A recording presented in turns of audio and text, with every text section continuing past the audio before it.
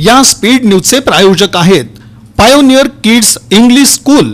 संपूर्ण महाराष्ट्रात शैक्षणिक क्षेत्रातलं अग्रगण्य नाव म्हणजे दत्ता पाटील सरांचे पायोनियर क्लासेस यांच्या सुयोग्य मार्गदर्शनाखाली आणि दूरदृष्टीनं लहान मुलांच्या सर्वांगीण विकासासाठी आता सोलापुरात pioneer kids English school. Admissions open, no donation, play group, nursery, LKG, UKG मुलामुलींची उत्कृष्ट प्रगती साधण्यासाठी पालकांच्या आग्रहामुळे निर्माण झालेली पायोनियर किड्स न्यू पाठशापेठ, दत्तनगर, सोलापूर। शेतकऱ्यांच्या शेतमालाची तात्काळ विक्री करून त्यांना योग्य तो दाम देण्याबरोबरच व्यापारी, शेतकरी आणि कर्मचाऱ्यांचे सकाळच्या वेळी होणारे हाल टाळण्यासाठी सोलापूर कृषी उत्पन्न बाजार समितीत दररोज सायंकाळी 6:30 वाजता भाजीपाल्यांचे लिलाव सुरू करण्यात आले आहेत। याचा शुभारंभ बाजार समितीचे सभापती दिलीप माने यांच्या उपस्थितीत करण्यात आला। माने यांनीच भाजीपाल्याचा पहिला लिलाव पुकारला।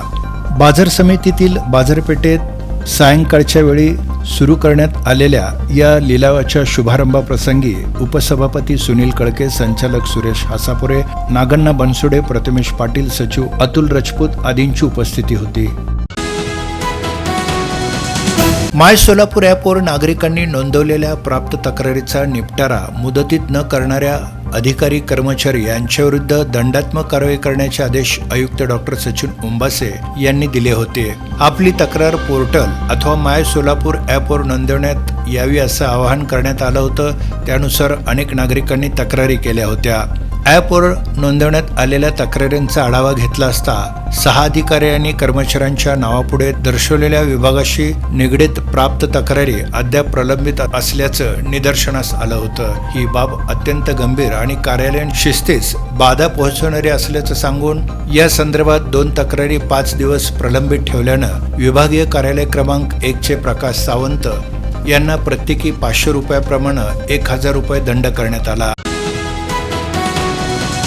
बँकिंग क्षेत्रात नावाजलेल्या लोकमंगल बँकेनं नेहमीच विधायक आणि सामाजिक उपक्रम राबवण्यावर भर दिला असून या अंतर्गत विविध उपक्रम आणि कार्यक्रमांचं आयोजन करण्यात येतं। दरम्यान राजर्षी छत्रपती शाहू महाराज यांच्या 151व्या जयंतीनिमित्त लोकमंगल बँकेतर्फे त्यांना विनम्र अभिवादन करण्यात आलं। यावेळी बँकेचे ग्राहक भारत नागणे, बबरुआन लामकाणे यांच्या हस्ते शाहू महाराजांच्या प्रतिमेचं पूजन करण्यात आलं। कार्यक्रमास बँकेतील शाखाधिकारी निशांत देवडकर, प्रभारी शाखाधिकारी धर्मराज मळगे, सौ जगदाळे यांच्यासह अन्य कर्मचारी वर्ग उपस्थित होते। परवाना नसलेल्या टेम्पोतून रामवाडी गोडाऊनमधून तांदूळ नेत असल्याची माहिती पोलीस आयुक्त M. राजकुमार यांना मिळाली होती। त्यानुसार त्यांनी तात्काळ पुढील कारवाईचे आदेश दिले असता विशेष टीम घटनास्थळी पोहोचली।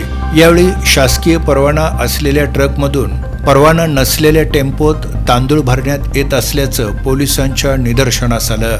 या प्रकरणी टेम्पो आणि मालट्रकमधील 230 पोती तांदूळ पोलिसांनी जप्त केला। ही कारवाई पोलीस आणि अन्न पुरवठा विभागाकडून करण्यात आली। त्यानंतर सदर बाजार पोलीस ठाण्यात गुन्हा नोंदवण्यात आला। तांदूळ चोरीला जात असल्याच्या तक्रारी वाढल्या होत्या। त्यानुसार रामवाडी गोडाऊन इथं कारवाई करण्यात आली।